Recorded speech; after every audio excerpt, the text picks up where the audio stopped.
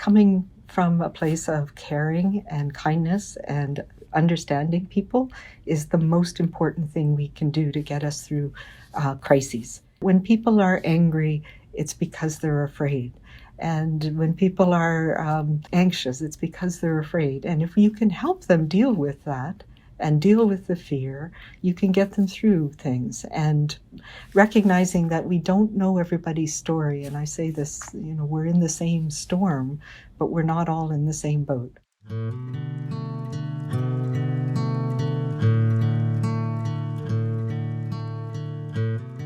I'm Shannon Busta, and this is For Her Country, a podcast produced by the True Patriot Love Foundation and the Captain Nicola Goddard Fund. Over the course of this series, we'll explore lessons in leadership from inspirational female leaders from across Canada's armed forces, all in honor of fallen Canadian military hero, Captain Nicola Goddard. The clip you just heard is from Dr. Bonnie Henry, Provincial Health Officer for British Columbia. Many of you are likely familiar with Dr. Henry, as she's been widely praised for her leadership throughout the coronavirus crisis. But what you may know less about is Dr. Henry's military background. She's the daughter of an Army major, and she enlisted in the Navy full-time during her third year of medical school at Dalhousie University. Dr. Henry spent a decade serving as a medical officer on naval ships, and her medical practice has taken her around the world, working with the World Health Organization and UNICEF. She has worked in Pakistan, helping to eradicate polio, and in Uganda, tracing Ebola outbreaks. So needless to say, she's racked up a lifetime of leadership and crisis management experience. Our conversation today takes us back to growing up with an Army major father and being raised to believe that women can do anything they apply themselves to. We learned a lot in our conversation with Dr. Henry, and the lesson that's really stayed with me is the role that compassion and kindness play in strong leadership. As you'll hear from Dr. Henry, empathy and compassion and kindness are not contradictory to strong leadership, but rather key ingredients. And they've played an important role in how she has approached managing the current crisis facing British Columbia.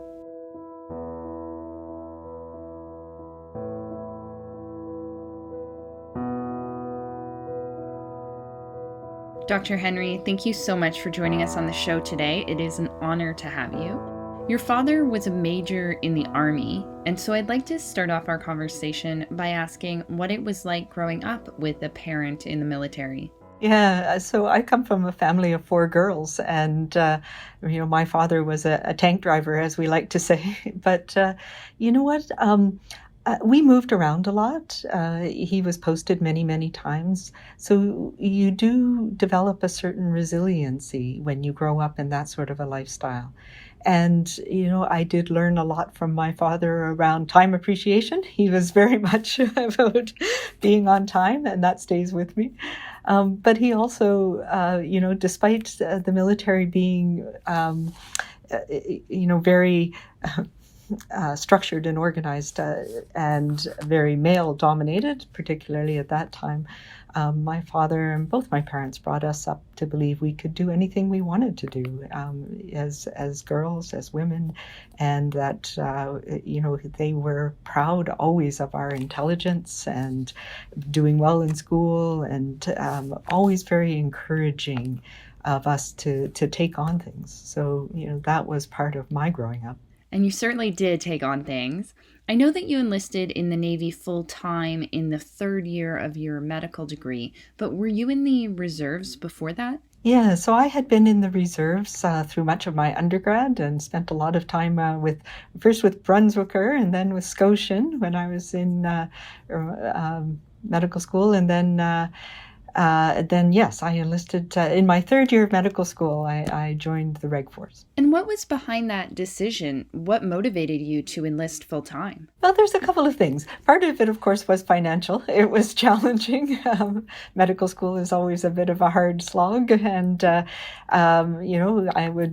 you get a salary when you join. But the other part of it was really that I wasn't sure what type of medicine I wanted to practice, and I knew that I had lots of really great adventures years in my Naval Reserve time. I spent a lot of time out here on the West Coast, learning how to navigate and all kinds of interesting things out on the water, and realized that it would give me opportunities to do some interesting things. And I still enjoyed, of course, the travel, and had that sense of adventure that you get from growing up in a family that moves around a lot and has lived in many different places.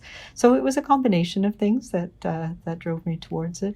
And can you take us on the ship with you? What is it like to serve on a naval vessel as a medical professional? Sure. So, it was a little bit challenging at first. At the initial time I was posted to a ship, I was the only woman on board to start, but then we had some more people come in. And as a young, newly fresh off training physician, there's lots of challenges because you go out on the ocean, and I was posted to HMCS Provider at the time, which is one of the resupply ships, and it has a little hospital bay, sick bay we call it.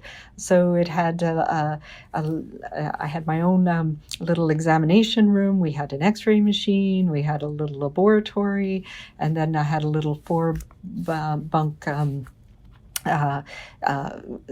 isolation ward, we called it. So if people needed to be kept in an area by themselves for whatever reason, we could do that.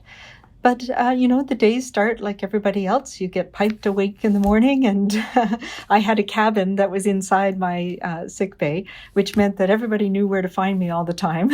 So if they needed a bandage or whatever, they would come knock on my door.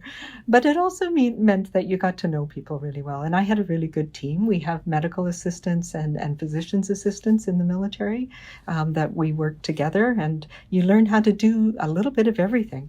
But most of it was mostly looking after young, healthy men.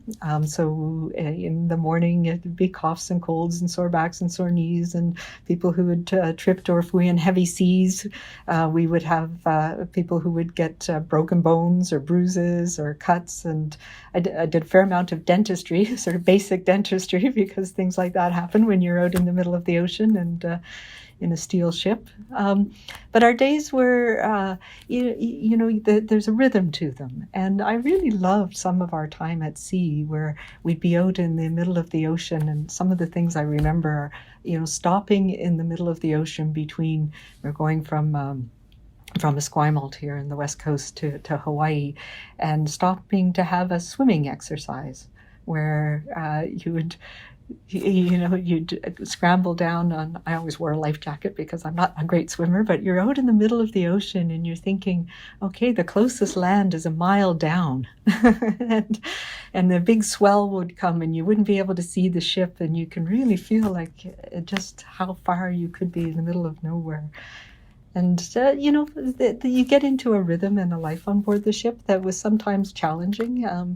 And it was... It was, I would often say, 90% boredom and 10% panic, because when things happen, they could sometimes happen very quickly, and you'd have to be right on it right away. And there are people, there'd be an explosion and injuries and people. So it was something that you needed to be prepared for all the time. Ah, that story about swimming in the middle of the ocean gives me chills. I have such a fear of deep water. They would put a ship and one of the boats down off the side of the ship, and a couple of the guys would be there with rifles in case there were sharks, right? So we did have to be careful. Well, that's definitely not something that most doctors need to worry about when they're on the job.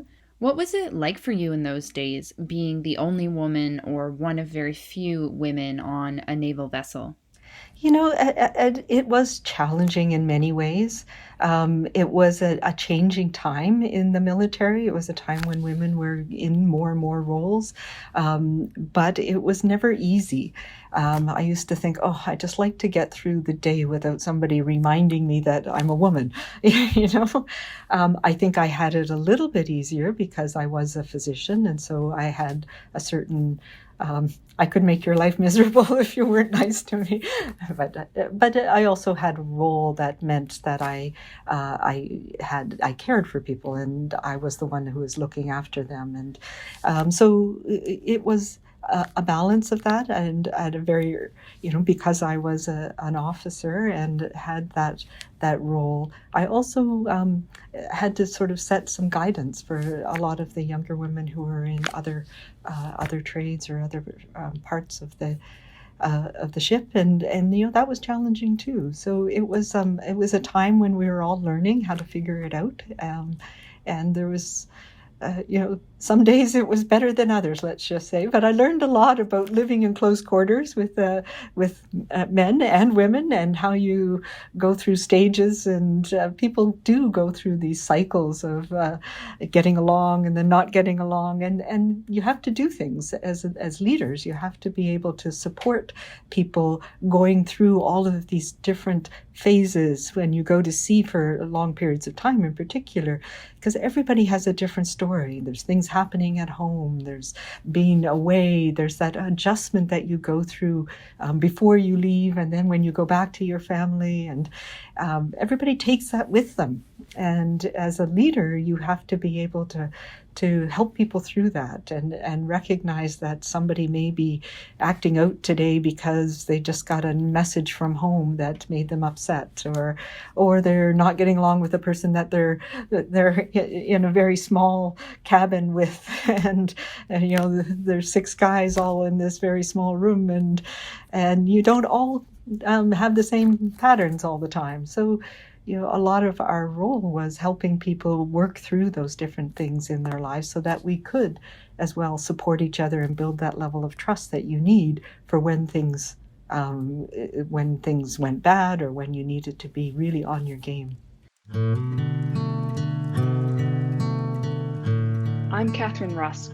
Captain Nicola Goddard was my sister, and I'd like to make a request.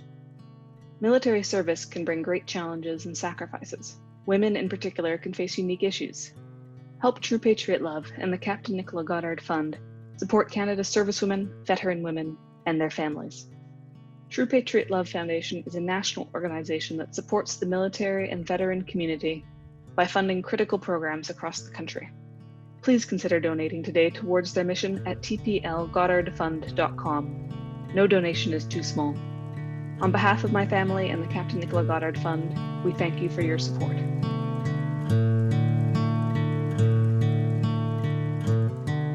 This episode is sponsored by Hydro One. Hydro One is proud to support True Patriot Love and the Captain Nicola Goddard Fund, and we thank them for sponsoring today's episode.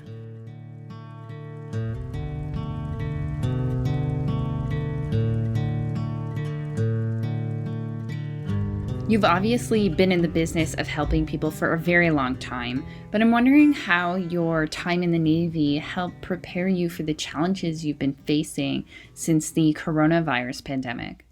Yeah, I think all of the things that have happened in my life over the last 30 years since I graduated from medical school. It's our 30-year anniversary this year, but we had to postpone our reunion. But if I think about all of those things, it really is recognizing that coming from a place of caring and kindness and understanding people is the most important thing we can do to get us through crises. And that when people are angry, it's because they're afraid. And when people are, anxious, it's because they're afraid. And if you can help them deal with that and deal with the fear, you can get them through things. And recognizing that we don't know everybody's story. And I say this, we're in the same storm, but we're not all in the same boat. And some of us are, madly bailing a leaky skiff, and other people are in a luxury yacht. And our perspectives are quite different. On the topic of kindness, you've been quoted saying, "This is our time to be kind, to be calm, and to be safe." And that often stands in stark contrast with the approaches taken by leaders around the world. How did you come to the decision that this was the best approach for you and for Canadians?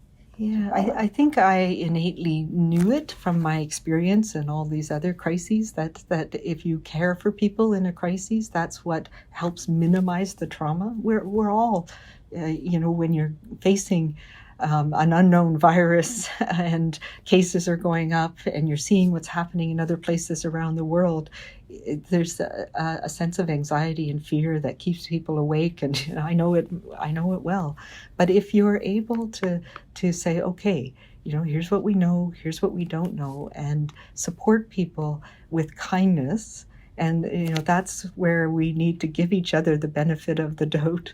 And same with being calm. If we can just take deep breaths, that just helps us ground and recognize that that person or the people who are doing whatever they're doing are maybe doing it because they're in a different situation than I am. And I just need to let it settle down. And then that's what allows us to take the measures that we need to be safe. So it came together mostly. I was being interviewed by a young reporter, and he was asking me about kids making fun of some of the Asian kids in his class who were wearing masks. And, we talked, and I said how that made me very sad, and that we needed to be kind with each other because people wear masks because of respect in many cultures. And so we were talking about that, and it really highlighted to me that the most important thing we can do is be supportive of each other. And then we don't end up having to take these enforcement measures, because if we're all doing it together, then we'll get through it together. And I worry that if you start by saying, well, you do this or else we're going to fine you, and then you get on that, how do you escalate that? If I'm going to fine somebody for sitting on a park bench, then what am I going to do if somebody doesn't isolate when they're supposed to? We need to put it back on all of us innately want to do the right thing. And if we give people, we tell them what you need to do and why you need to do it. And that's why I think it's so important to present data and to present all of the stuff that we were looking at and be open about it, because then you know why I'm saying this. And we give people the means to do it, then people will do what we need to do. And the vast majority of people do. And then you only have to focus on the small number of people that need a little bit of extra help. And obviously your approach has been very effective. And you've been praised for your empathy, and based on our conversation thus far, I can understand why. I'm curious about the role that you see empathy playing in a strong leadership style. Yeah, so I think sometimes there's this belief that if you're empathetic, if you're kind, if you say those words like compassion and integrity and love, that there's something innately weak in that. But I really think it is what knowing what, empathy and compassion are about, understanding the other's suffering. And if we can understand somebody else's suffering, then we can help solve some of those problems. We can share that. And with something like this, it became obvious early on that this was something that was going to affect everybody broadly, particularly when we started to see the virus spreading in Europe, and it became really apparent in Italy, the effects that it was having. People could say, okay, well, it's just China, they do things differently there. But when it was spreading in many other places, it was really important that we had empathy for each other, because all of us were going to be affected by this. So that was something I felt was really important. It doesn't mean that you can't make hard decisions. And that's another thing that I think is really important in leadership, is you can't let it paralyze you. You need to make decisions with imperfect information, and not everybody is able to do that. And that is one of the things that I have learned over time. That is something that I do fairly well, but not making a decision can have impacts as well as making decisions. So it's really challenging. And in public health, we're not used to being sort of that command and control environment. And that was something that you learn how to work in that type of an environment, and you learn the importance of making informed decisions, certainly in the Navy and my upbringing. And I've used that in many other outbreaks that I've been involved in. But it's another thing that was important here. Having empathy is one thing, having integrity, but also having that expertise and listening to people, knowing what the options were, and knowing making the right decisions and actually making decisions, I think is incredibly important as part of leadership. Staying on the topic of empathy, some of the guests that we've had on the show have spoken about the challenges that they faced early on in their career, letting the empathetic side of their leadership show. Did you face any challenges adapting your style of leadership to the style of the armed forces? You know what? That's funny because I hadn't thought about this for a while, but absolutely. When I was doing basic training, you do these scenarios, and there's a lot in the basic training for the military that sets you up to learn leadership. And part of it is you need to learn how to be a follower before you become a leader, and what it's like to follow others, even if you might disagree with them. And I think that's a really important perspective to have. But I remember when I was we do these scenarios, and you had to, get up a cliff and create a bridge and pretty cool stuff, but and physical and you're sleep deprived, and you do these scenarios that take days and all kinds of stuff. And I remember the trainers afterwards would always say to me, "Oh, you don't yell enough. You talk too softly, and you're not. You need to be more. You need to yell more." And I was thinking, well, I got the job done, didn't I? But, so it was my criticism early on that I wasn't loud enough and yelling enough. But I don't know, made it through. You made it through, and you managed to maintain your style. I just don't think I have. Maybe I just don't have the vocal cords. I can't sing either. So you entered the Navy at a time when there were still very few women in the armed forces. And now in your current role, you're the first woman to hold the position of Provincial Health Officer for British Columbia. Can you tell us what that means to you? Yeah, I also have been very lucky and blessed in that I've had a number of mentors, many of them women who have gone before me. But my predecessor in this job, Dr. Perry Kendall, is one of my mentors, and I still hold him close. So it is really rewarding to be here, but it's also rewarding because if I look across the country right now, and I happen to chair what we call our Council of Chief Medical Officers of Health, and the vast majority of them are women right now. So we are leading the country, in terms of responding to this pandemic. I have some very great, strong male leaders as well. But I look at Theresa Tam, who's our Chief Public Health Officer for Canada, who's also, a really knowledgeable, intelligent, has a great integrity, and is a super leader as well. So I'm very lucky that we have a good, strong sense of female leadership in this country. And we're all the better for it. It seems like you've been going nonstop for months now, since the beginning of the pandemic. How do you find balance while maintaining effective leadership?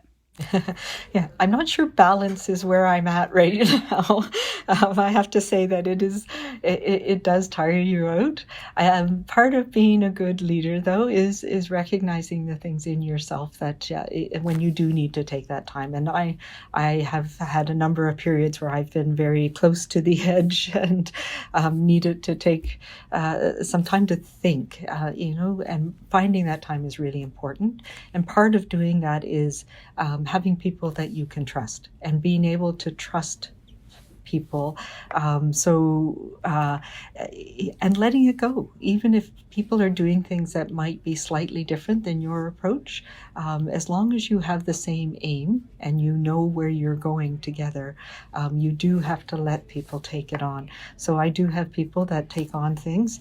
I'm still the voice and the face right now, but we've been decreasing the numbers of days that we're doing media briefings, and that has helped.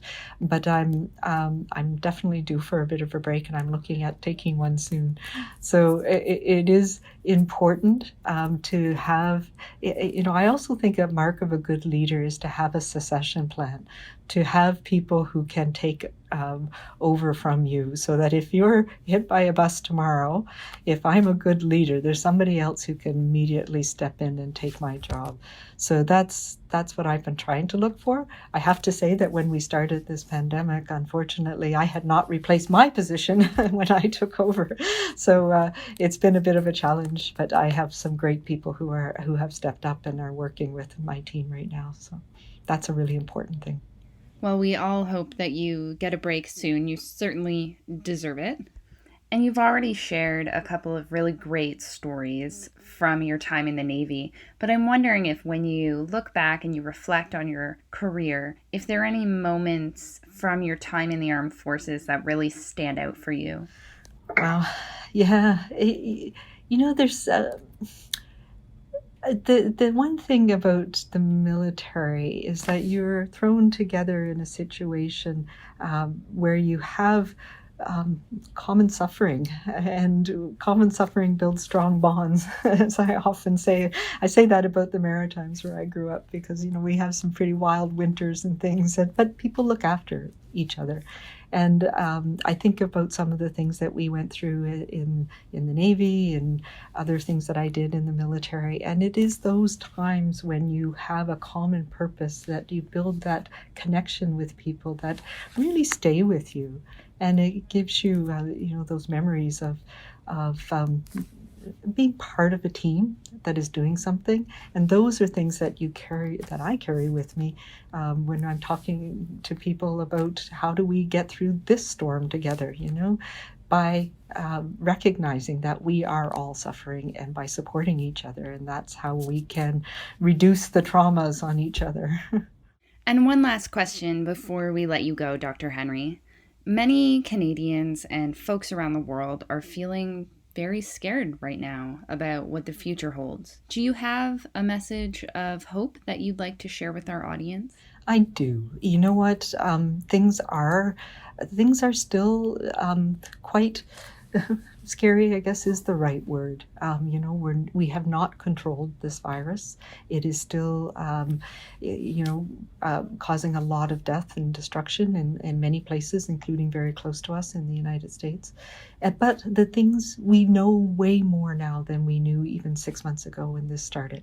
And we do know things that work. And it is, we have shown in many places around the world that when we do these things to support each other, we can get through this. So we are in a strange place right now. And I've talked about it as being, we're in a philosophical place because we still have people who are getting sick from this. But we know that if we do the right things, we can keep that number low. We can protect our healthcare system. We can get people the care they need. We can get people starting to work again, because we know there's consequences for that. So, I do say it's not forever, but it is for now.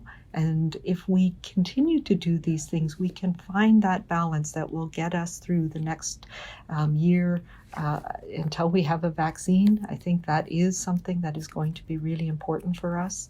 And that is the thing that will help us. But we'll learn from this, and we'll learn about how we can care for each other better, I would like to see us, this virus and this pandemic has exposed some of the inequities that we have in our culture, in our systems, in our the way we're structured in society. So how can we use what we have been through to try and build us back in a better way? So I think there is hope. I think we're recognizing things, and governments are recognizing that if we support people and make sure that they get through the health crises, then we can build back the economic piece. But it's going to take time, and I think there is some time for us to go, and that's why we all have to keep focused on the things that we're doing, which are being kind and being caring for each other, staying calm, and staying safe. Dr. Henry, thank you so much for being on the show with us today. I've really enjoyed our conversation, and it's just been an honor to have you. Thank you for all the work that you're doing to keep Canadians safe. Well, I'm really excited, and thank you. I think this is a great thing to do, and so congratulations to you guys.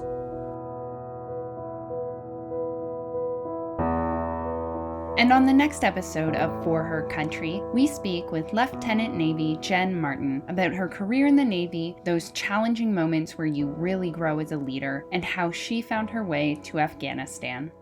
So the next thing I knew, I was more or less working under an American command that was led by a brigadier general. He was a really cool guy. General Smith was his name. Really liked him, but he tasked me with a number of different things that were definitely outside of my element. I remember thinking a number of times, truthfully, that I was grossly unprepared for the missions that he was sending me. But I also realized that in the military, our commanders and our chain of command will often give us tasks that are challenging for us to allow us to grow as individuals. If they give you the tasks that they know that you can handle, you don't really improve. And I love that challenge about the forces. You are constantly pinned into situations where you feel like, I don't know what I'm doing, but really you do. You just need to piece those things together. For Her Country is hosted by me, Shannon Busta. It is written and produced by me and Katrina Bolak. Our music is by Whiskey Wolf and Oceanic Piano. A special thank you to Catherine Rusk and the Goddard family and the team at True Patriot Love for their support throughout this project. And thank you to our episode sponsor, Hydro One. This project was produced with the True Patriot Love Foundation and the Captain Nicola Goddard Fund. True Patriot Love is Canada's leading organization that supports military members and their families. It administers the Captain Nicola Goddard Fund, which was started by the Goddard family to support women in the military in honor of Nicola. To learn more about this podcast and the great work of this organization, please visit forhercountry.ca and consider donating if you can.